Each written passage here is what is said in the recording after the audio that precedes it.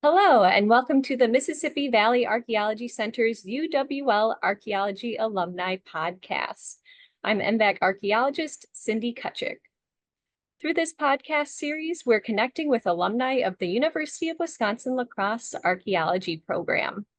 We're getting perspectives on their experiences in the program and where life led them after graduation. More broadly, we're looking at the impacts of an education in archaeology and hearing some interesting stories along the way. Our guest today is Liz Leith. She attended UWL from 1998 to 2002 and majored in archaeological studies with a minor in recreation management. She later went on to earn her MA in anthropology from the University of Oklahoma in 2006. She worked with UWL's Dr. Jim Thieler as an undergrad, and her work has ties to other prominent archaeologists such as Don Wyckoff, Robert Bell, and Dave Barris. And her spouse, whom she met at Oklahoma, is also an archaeologist. He's a field supervisor with the Museum Archaeology Program, or MAP, with the part of the Wisconsin Historical Society. And Liz currently works at UW-Madison as the Anthropology Museum Director, Campus NAGPRA Coordinator, and a lecturer. So welcome, Liz. Thank you for being here today. Thank you for having me, Cindy. I'm glad to be here. Yeah, thank you for fitting us into your busy schedule. So to start off, what led you to UWL's archaeology program and your decision to attend in the late 90s, early 2000s?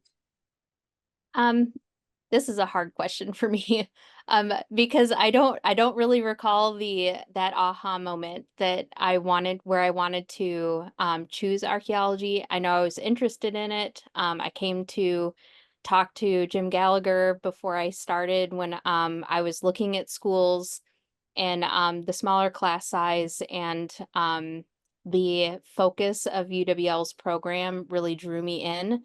I think at that point I was kind of thinking of like a park ranger position, maybe. That's why I tied that rec management minor into there. Didn't totally pan out that way, but I think that's where my original interest was. And can you tell us a bit more about that recreation management minor, and did that tie into the archaeology major eventually, or how did that tie into the broader study you undertook at UWL? I think the classes themselves weren't really closely tied, but a lot of the skills and the information that I gleaned from those classes have come to the forefront in some of the tasks and some of the experiences that I've had after that. So I think they worked out well together, not necessarily in the original way that I thought of them, but they both have really helped me overall in my entire career. And getting back to the archaeology side of things, as you were taking your classes and as an undergraduate student, how did you get involved at MVAC? Did you have some class periods over there? How did you get into lab and field work with the Archaeology Center? Well, I know when I first went to look into the program and had kind of the typical tour of the university and talked to Dr. Gallagher about things, I know MVAC was an option, and I knew starting the program that I would want to have some hands-on experience, and that would be the place to get it. So I want to say my first year that I was there, I asked about volunteer and work opportunities at MVAC. But we had a pretty busy cohort when I was in school, so there weren't a lot of job openings. I think I didn't get in until my sophomore year. But every year, and even over the summer, sometimes that I was at La Crosse, I was somehow involved in either a position or small project or class project that was over at MVAC. It was kind of like my second home when I was there. When I wasn't in classes, that I kind of went over to MVAC to hang out or to do some projects or to do work. So I got to know the place pretty well when I was there. Part of the archaeology program is having to take a field school as well, whether abroad or here in La Crosse. You took the one here in La Crosse at the Krause site, and what was that experience like, having that first big time in the field? It was nice because I didn't have to worry about traveling to somewhere else and all of the logistics of housing and food and traveling um in a place that then I was also learning about excavation. So it was nice to have it locally. Um and I already knew some of the faculty who were the instructors for the class too, and some of the students. So it was less stressful, I think, than some field school opportunities. It was a really interesting, that particular project, because that was directly related to CRM and salvage archaeology, because we were working right ahead of those belly loaders coming through for the project that was happening right Wow. after we were done. But it was a I think that it had that opportunity itself had a lot of different opportunities for us. Some field schools will focus just on phase 3 excavating or phase 1 or phase 2 surveying, and we had a little bit of everything. And I remember, even though we didn't do initial surveying for that one, we still learned the techniques for it, and we're working with the total station and learning how to walk our transects and dig a shovel test, even though that wasn't part of that particular project itself. So it all worked out really well. And then at the end, because I was still linked to MVAC and working in the lab, I got to help process the artifacts that we recovered from that excavation. So I got to see kind of the whole process from start to finish. What a great view, getting to see the whole breadth of an archaeological project, and important for CRM later on if you go into that, needing to Sure. know all the different aspects of it. Then, as you were preparing to graduate, you, as all the archaeology students do, did a senior thesis.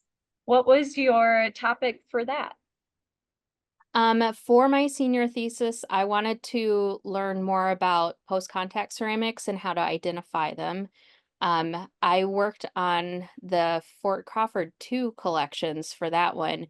That excavation happened, I think, right before I got to La Crosse. So I wasn't able to be part of that field crew, but and I think the collections were even analyzed and cataloged and rehoused before I started.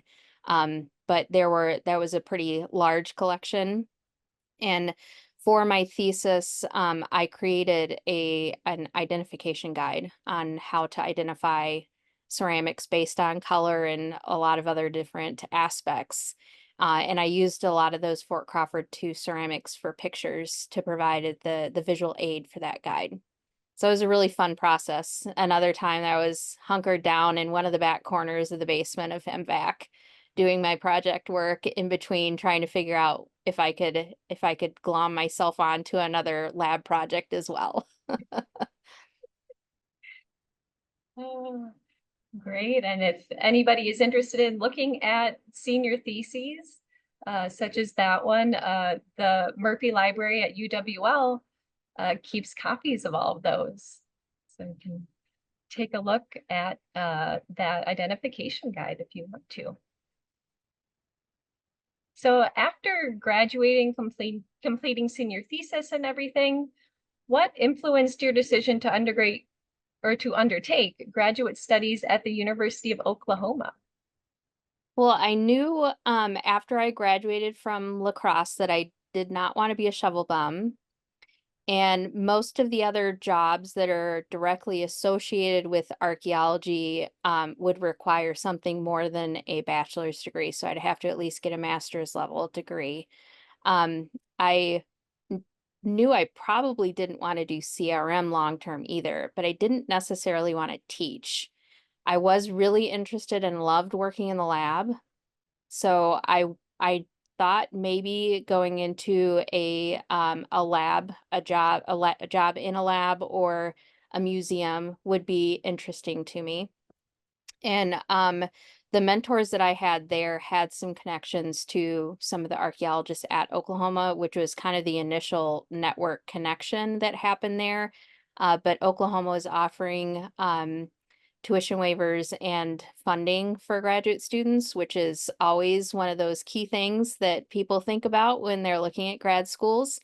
And Yeah. Oklahoma also had a lot of faculty who were focused in the continental United States. And I knew I wanted to continue to work in the US. I didn't necessarily want to move out of country as a final career option. And so getting that advanced experience in the area, the geographic area that I wanted to work in, even though it was out on the Southern Plains, it still had a lot of close connections that could be extrapolated to pretty much anywhere within the United States. So that really guided me to confirm my idea of going down to Oklahoma. And then once I was there, I just like at La Crosse, I looked for some hands-on opportunities. And the Sam Noble Oklahoma Museum of Natural History is their state museum in Oklahoma, and it is situated just on the south edge of University of Oklahoma's campus property. So kind of like MVAC, it's one of those local things that I didn't have to go far physically to be able to get in there. And the mentor that was the connection to UWL La Crosse was actually the curator of archaeology there, Don Wyckoff.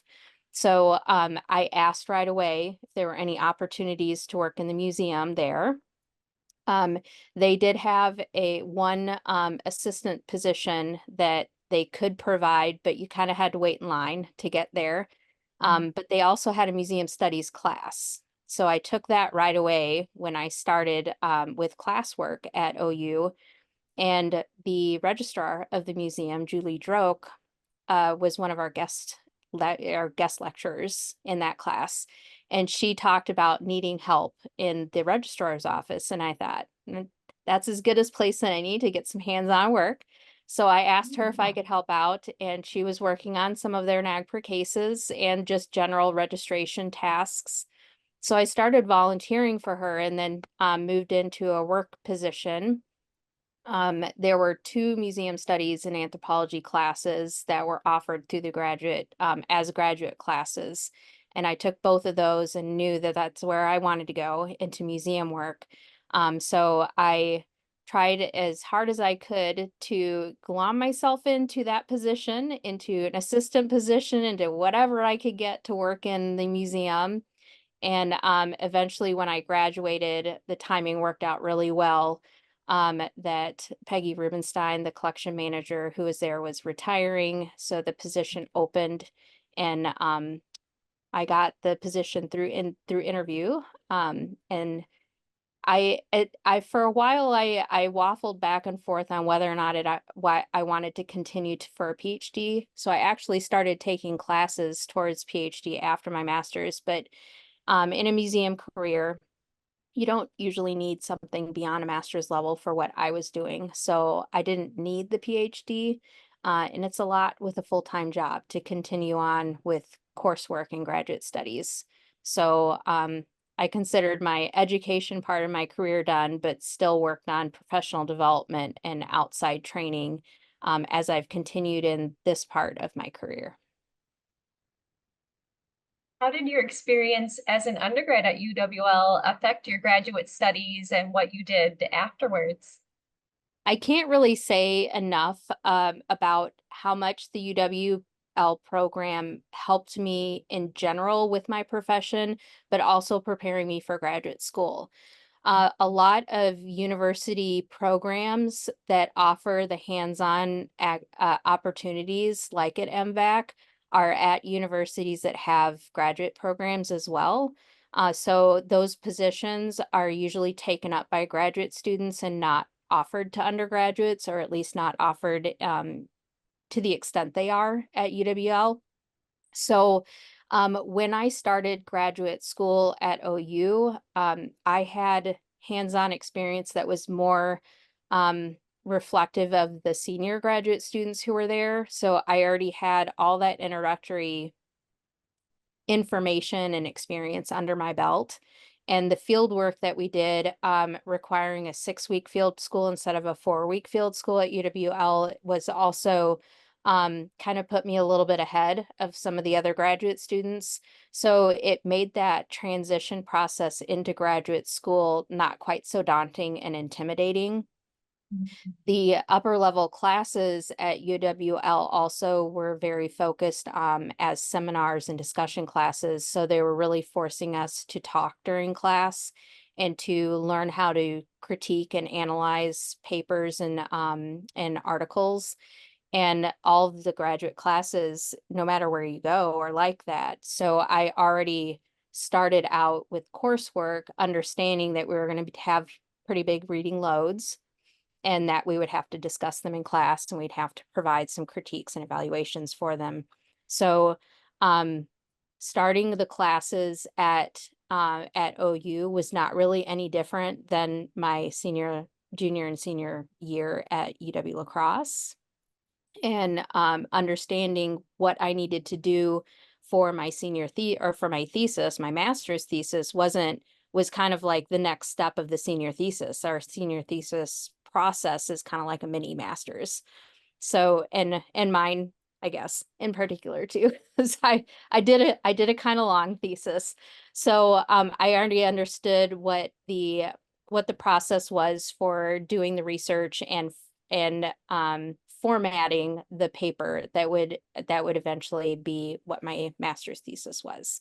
So it made it so much easier, less intimidating, and made it a lot easier for me to go through the program. And can you talk about the professional network you've developed over the years as well? Kind of talk a bit more about pursuing opportunities and like at the museum and finding another project at MVAC and trying to always find the next thing or find a connection. So developing a professional network isn't only about the opportunities that are provided to you, but whether or not you take advantage of them. And it helps that in both of my professional fields, both in archaeology and in museums, our fellow professionals are very friendly. So it makes that part of that situation easier. A lot of students will hug the walls during conferences instead of getting themselves out there. And I was really pushed by not just UWL, but my graduate advisors too, to not be afraid to approach other people at conferences, which is what kind of started the beginnings of my professional network. Yeah, it was hard, but forcing myself to open up, and I'm naturally an introvert, so having that introvert experience is a little bit harder, but I've never felt shunned or unwelcomed in those situations. And even when I was at OU, putting myself out there at the museum and introducing myself to the different staff at the museum was also really helpful in kind of the beginnings of expanding that network.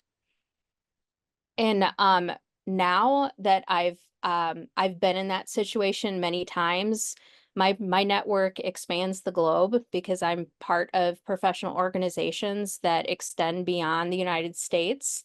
And I'm not nearly as hesitant now to introduce myself to people, that's for sure. But that's just because I've done it a lot now.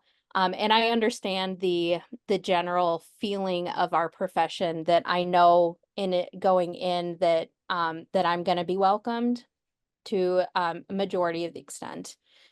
So my network now spans pretty much everywhere, and I can pull people's names out of a hat now, but I tend to go often a lot back to MVAC and to those core people that I started with. I send a lot of people back your way. Great, definitely appreciate it, and great to keep up that one of those fundamental connections too. Yeah. So all that has led up to your current position there at UW-Madison, and it sounds multifaceted with your job titles. So what do you do in your current position, and how have the skills and methodologies you learned at UWL carried over into what you do now? So right now, my well, I was hired as the curator for the anthropology collections within the anthropology department at UW-Madison. So on this campus, we don't have a central museum where all the collections are stored. Each department manages their own collections. And obviously UW-Madison has a pretty long history of anthropology and archaeology research. We focus with our collections and a majority on South Central and Southwest Wisconsin for the archaeology collections that we house, because that's the history of excavation that's happened in the past, beyond the worldwide excavation that happens that can't come here because of federal and state laws. The title transfer to museum director is more because we went through a title change, and that reflects what I actually do, because I do a lot of administration work as well as hands-on curation work. So what I originally learned in my studies for education and my hands-on experience that I had gave me those basic skills, but I've had to really develop them over the years. By taking additional classes and professional development, using my networks to learn new things, and to utilize other people's skills to figure out some of the issues that I've encountered. And the duties of NAGPRA compliance have always lied within the anthropology department on this campus, because most of the activities needed to be done in this department. We haven't really recognized collections outside of our department before recently. And in 2018, 2019, we started discussing whether or not we needed a formalized role on campus to make sure the entire campus was in compliance, which then led to the addition of the campus NAGPRA coordinator title that I have. So not only am I managing the collections within the department, but I'm also managing compliance activities across campus and making sure if we identify any cases that we are consulting and repatriating and publishing and reporting as needed. So I work with other units on campus for that. And because UW-Madison is the flagship of the UW system, the largest and perceived as the one that has the most resources, other campuses have asked for assistance. So I'll broaden that that help that I can provide beyond our campus. And we've also formed the little mini network within our other campuses as well. So all of the people who are working on NAGPRA compliance are in pretty routine communication at this time. So those are the two big parts. When I was hired originally as a curator, now museum director, I also have a teaching component to my role, because we're at a university and we want to educate other people. So that's part of it. So I teach a class once a year, and the class is supposed to be on curation methods. And I've kind of modified things from the previous curator who was here before me, but running in this kind of the same lines. So I teach a curation methods class, usually in the fall, to upper level undergraduates. And establishing that class has been new territory for me, because that's not one of the things that I originally thought I would be doing, teaching. It's fun. I love working with students. And in the off semesters that I'm not officially teaching the class, I'll take students on as interns. If I can get some money together, I can hire a few people. But it's helping me put into perspective the part of my professional career that understands we've got to train the next generation of professionals as well. And what can I do to help out with that? What kinds of resources can I provide to students? What was I given as an undergraduate that helped me advance my career in a way that really helped? And how can I pay that forward to the undergraduates that I'm working with right now? So I think that's a really close connection to my experience at UWL and at MVAC, in knowing that I had a lot of faculty and staff who were helping me and who were interested in helping me create a career that worked well for me. And I want to have to extend that same experience to students that I'm working with now.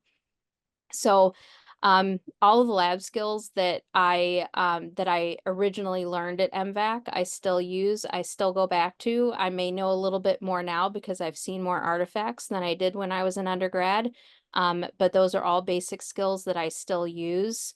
I still see a lot of people from MVAC that I work with. Some have moved on, some have retired, but every time I'm up in the area, I try to visit all the people who are there, try to see if I can snag that one parking spot close to MVAC if it's still available. Oh, yeah. See if I can get a 15-minute visit in instead of a longer Yep. one. But Mhm. one of the things that I actually am not regretful, I guess kind of regretful, is that I didn't work with Bonnie a little bit more on public outreach, because I work a lot in public outreach and education now, and it would have been nice to have that experience a little bit earlier on. But I got other experience in other ways. And do you get to attend conferences like the Midwest Archaeology Conference now in your position and keep those things going? I have the opportunity to attend conferences, but I have to pick and choose which ones will work best for me. And that's kind of one of the unique compromises that I have to do right now in this position, because not only am I an archaeologist, I take care of an anthropology collection that extends beyond archaeology, and I'm a museum professional. And if you add all of those together, that's a lot of conferences that I could typically go to every year.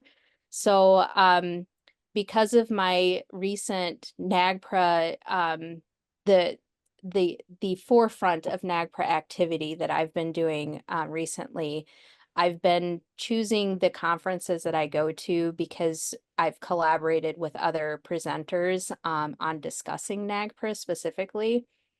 So I'm probably not going to be going to MAC this year. But that's probably more because I think my husband's going to go, and we've got to alternate the conferences that we go to as well.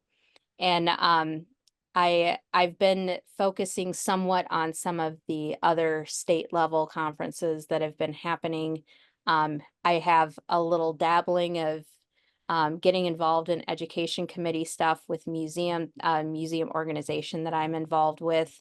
So I I'm tapped out a little bit on conferences this year, but the MAC is always on my list of potentials. The SAAs are always on my list of potentials. So we'll see what it all pans out every year. To take a broader view, are there more general life skills that you learned or wish you'd learned at UWL that have helped you later on in life? I think going back to the how I was talking about classes and who I am as a person and how I developed personally throughout my undergraduate career, not just in the archaeology program, but just as an undergraduate student in general. Um, Learning to put myself out there and to think long term about what my personal interests are and what would make me happy in a job, moving on, rather than what I thought is a could be a fantastical idea, I guess, about what that kind of career looks like to me, but more realistically, what that career would entail, what the opportunities I would need to pursue to get. I think my experience at UWL was perfect in um, providing the right kinds of resources and the right kinds of mentoring that let me develop a realistic idea of what I wanted, and then that helped me guide me on where I wanted to go. And some of those skills that I learned then in speaking out in class, in creatively, in critiquing articles, in asking questions, in learning basic skills and learning analysis skills, in learning a broad depth of skills, not just focusing on one or two things, but taking advantage of opportunities as they arise. Was as I continued to use those skills and keep that mindset in mind as I continued, and I think that's really helped me long term. Fantastic. And lastly, do you have any recommendations for current or prospective students? I think no matter where you plan on ending up, be it graduate school, going straight into CRM work, or anything else, I can't really stress enough that rare opportunity that MVAC provides. This is one of those unique situations that you can't get in most other universities, to learn the skills that are going to make you more marketable no matter where you are, and to help you understand whether or not this is really the profession that you want to go into. Because no matter what you do in archaeology, you're going to be working with artifacts, and you should understand that whole process from field to collections, and MVAC provides that for you. And everybody who works there is interested in your in what you want to learn and interested in making you successful.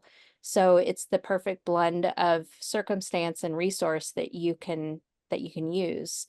So take advantage of it. And I often tell people in my network, if you have a student who came from La Crosse who didn't work at MVAC, that you probably shouldn't prioritize them as high as others, because this is an opportunity they should be taken advantage of. And great parting words, and thank you so much for talking with us today. Yeah, thank you for having me. And thank you and our audience for taking in today's episode. If you want to learn more about archaeology in the Upper Midwest and MVAC's work, you can dig into the resources on MVAC's website at uwlax.edu/MVAC.